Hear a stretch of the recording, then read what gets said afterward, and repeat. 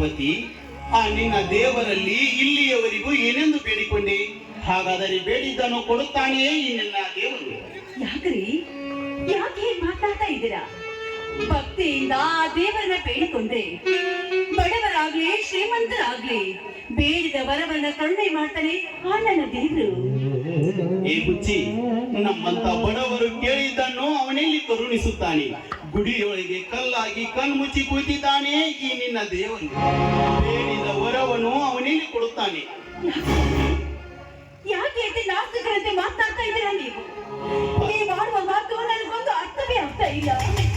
ಪಾರ್ವತಿ, ಬಡವರಿಗೆ ವಂಚನೆ, ಅನ್ಯಾಯ, ಅತ್ಯಾಚಾರ, ಮೋಸ ಆಗುವುದನ್ನು ಕಣ್ಣು ತೆಗೆದು ನೋಡುವುದಿಲ್ಲ ಈ ನಿನ್ನ ಹಾಳು ದೇವರು. ಅದು ಅಲ್ಲದೆ ನಮ್ಮಂತ ಬಡವರು ದೇವಸ್ಥಾನಕ್ಕೆ ಹೋದರೆ ಬಾಗಿಲು ತೆಗೆಯುವುದಿಲ್ಲ ಈಗಿನ ಪೂಜಾರಿಗಳು.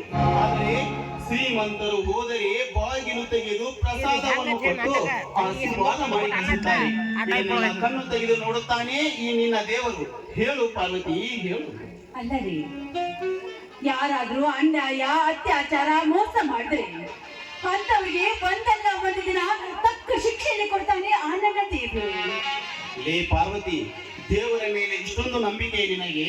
ಇದು ನನಗೆ ಅತಿ ಎನಿಸುತ್ತಿದೆ. ಹೌದು ರೀ, ನಂಬಿದವರನ್ನ ಯಾವತ್ತೂ ಕೈ ಬಿಡೋದಿಲ್ಲ ಆ ನನ್ನ ಪರಮಾತ್ಮ. ಹೋಗಲಿ ಬಿಡು ಪಾರ್ವತಿ. ಆ ನನ್ನ ಹಳೆಯ ಶ್ರೀಧರ ಕಾಲೇಜಿಗೆ ಹೋಗಿ ಇನ್ನೂ ಬಂದಿಲ್ಲವೇನು? ಹೌದು ನೋಡ್ರಿ, ನಾನು ಅದೇ ವಿಚಾರದಲ್ಲಿದೆ. ದಿನಾನು ಇಷ್ಟೊತ್ತಾಗ್ಲೇ ಬರ್ತಾ ಇದ್ದ, ಇವತ್ತು ಇಷ್ಟೊತ್ತಾಗ್ಲೇ ನಾನು ವಿಚಾರ ಮಾಡ್ತಾ ಇದ್ದೀನಿ. ಏ ಹುಚ್ಚಿ, ನೀನೇಕೆ ಇಷ್ಟು ಗಾಬರಿಯಾಗಿರುವೆ? ಅವನು ಮರಣ ಹುಡುಗನಲ್ಲ. ಗೆಳೆಯರ ಜೊತೆ ಸೇರಿ ಸ್ವಲ್ಪ ತಡವಾಗಿರಬಹುದು. ನೋಡಿ, ನನಗೆ ತಂದೆ ತಾಯಿಯೇ ಇಲ್ಲ, ಅಕ್ಕ ತಂಗಿ ಇಲ್ಲ, ಇರುವರೊಬ್ಬರೇ ನನಗೆ ತಮ್ಮ.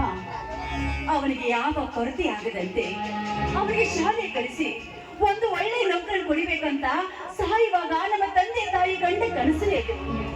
ಅದನ್ನೊಂದು ಈಡೇರಿಸ್ಬಿಟ್ರೆ ನಾನು ಹುಟ್ಟಿದ್ದಕ್ಕೂ ಸಾರ್ಥಕವಾಗುತ್ತೆ. ಏನ್ರಿ, ನನ್ನ ಆಸೆಯನ್ನ ಈಡೇರಿಸ್ತೀನಿ ತಾನೆ? ನೋಡು ಪಾರ್ವತಿ, ಆ ಶ್ರೀಧರನ ಕುರಿತು ಏನು ಯೋಚನೆ ಮಾಡಬೇಡ. ಶ್ರೀಧರ ನನಗೆ ಅಳಿಯ ಮಾತ್ರವಲ್ಲ, ಒಡ ಹುಟ್ಟಿದ ತಮ್ಮ ಇದ್ದ ಹಾಗೆ. ಅವನಿಗೆ ಶಾಲೆ ಕಲಿಯಲು ಬೇಕಾದಷ್ಟು ಖರ್ಚಾದರೂ ಪರವಾಗಿಲ್ಲ. ನನ್ನ ಹೆಸರಿನಲ್ಲಿರುವ ಅರ್ಧ ಫಲಾಮಣೆ ಹೋದ್ರೂ ಚಿಂತೆ ಇಲ್ಲ.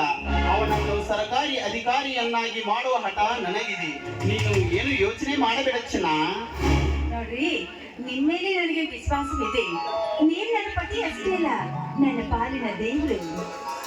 ಪಾರ್ವತಿ, ಮನುಷ್ಯನಾಗಿ ಹುಟ್ಟಿದ ಮೇಲೆ ಸುಖ ದುಃಖಗಳು ಜೀವನದಲ್ಲಿ ಬರುವುದು ಸಹಜ. ಅವುಗಳನ್ನು ಎದುರಿಸಿ ಬಾಳುವುದೇ ಮನುಷ್ಯನ ಧರ್ಮ.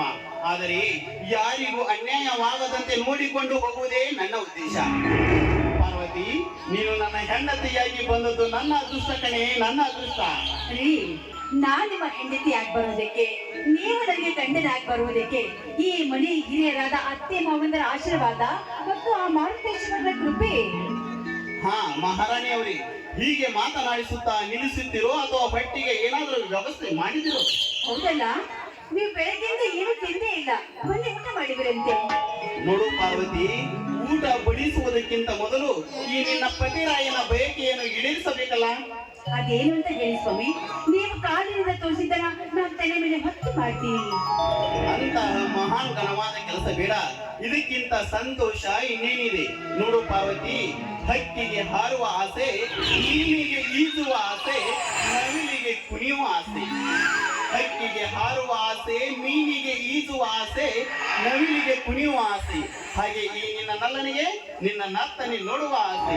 ಪಾರ್ವತಿ, ನಿನ್ನ ಸುಮಧುರವಾದ ಕಂಠದಿಂದ ಒಂದು ಹಾಡು ಹಾಡಿ ನನ್ನ ಮನ ತನಿಸುಬಾರೆ. ಆಯ್ತು.